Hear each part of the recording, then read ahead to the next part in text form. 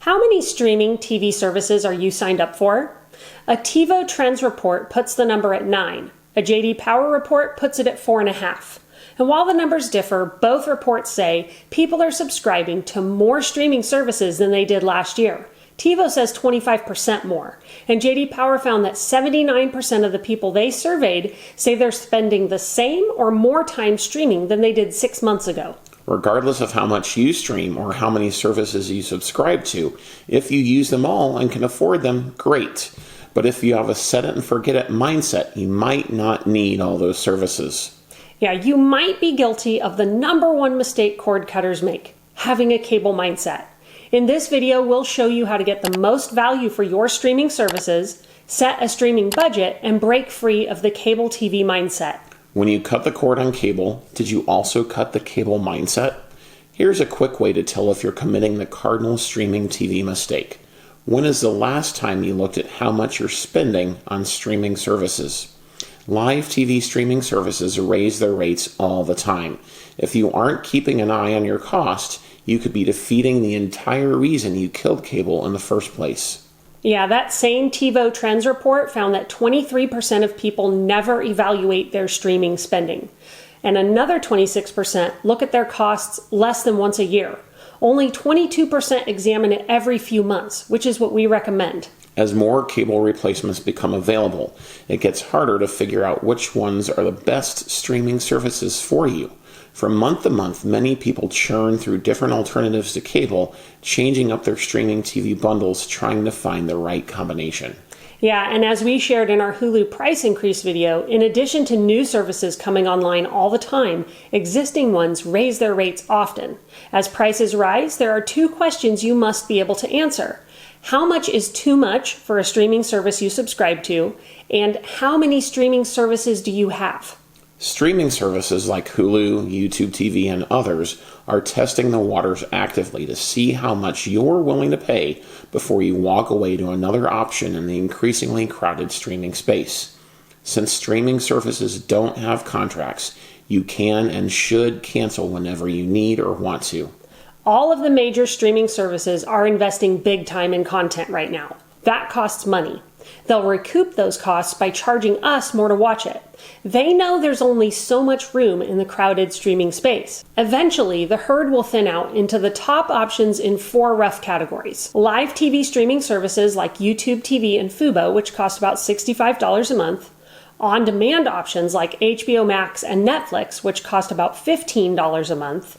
Budget on-demand services like Disney Plus and Hulu, which are closer to $10 a month, and super niche services like Crunchyroll and Acorn TV, which are about the same price or a little cheaper. Unfortunately, prices for streaming services aren't going to get cheaper anytime soon.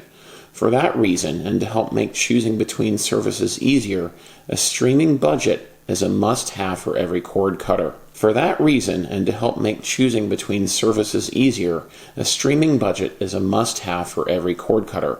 Thankfully, it's not that difficult to make a streaming budget. You want to get out a piece of paper or open a note on your phone and write down your number. Your number is what you want to spend or what you can afford to spend on TV each month.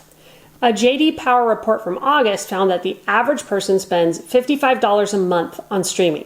That's up 17% since December and 45% since last April. Now, you could spend more or less than that. As JD Power noted, one of the reasons people are spending more on streaming is because their services keep raising their prices. A streaming budget will help you keep your expenses from getting away from you. How much you spend all depends on how much money you have left over each month after paying your bills and saving for the future. Now that is your disposable income, or your fun money, if you will. It's up to you how you spend it, and there's nothing wrong at all with spending money on TV. It's all about value and what you enjoy doing for entertainment. Absolutely. Now, after you have your number, write down all the streaming services you subscribe to. Then write down what you're currently paying for them. If the amount is less than your max streaming budget number, you may have room to add another service. If you're already over budget, though, you may need to cut a service or switch to a lower plan within the services that offer them. Most streaming services offer ad-supported options that cost about $5 or so less each month. Moving to a cheaper option is an easy way to save on your TV costs. Yeah, but it can be hard to cut a service. I mean, what if you miss it? Well, a good question to ask yourself is this: how many times have you watched that service in the last month?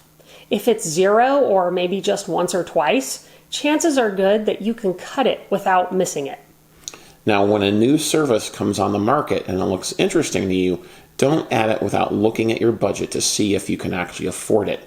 You may need to pause or cancel a subscription to another service before you can add a new one. And speaking of pausing, that is a huge benefit of streaming over cable that many cord cutters don't take advantage of. How often do you pause or cancel one of your streaming subscriptions?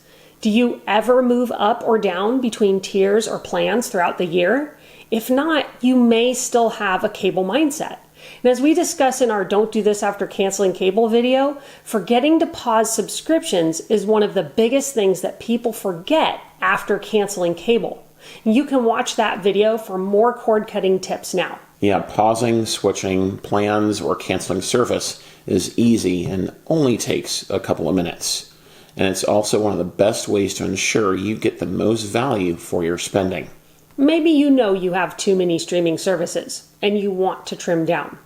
Since that can be tough, try narrowing your subscriptions down to one live TV service like fuboTV or Sling TV, or maybe several on-demand services.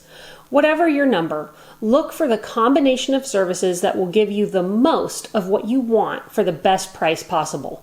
Exactly, and if you want help making that decision or want to cut the cord and feel overwhelmed about where to start, check out our Kill Cable Cord Cutting course. In it, we go in depth on everything you need to know about cutting the cord and getting the most out of your spending dollars. We show you how to set a streaming budget and give you the worksheets and help you need to do it. Now we go over the best live TV streaming services, the best on-demand services, and how to get premium channels without cable. We go over the equipment you need to stream, how to get locals cheap and totally free streaming services you can use to bring your costs down. Yeah, speaking of free streaming services, if you aren't using something like Tubi TV or Pluto TV right now, you should, as it may allow you to cut one of the streaming services you're currently paying for.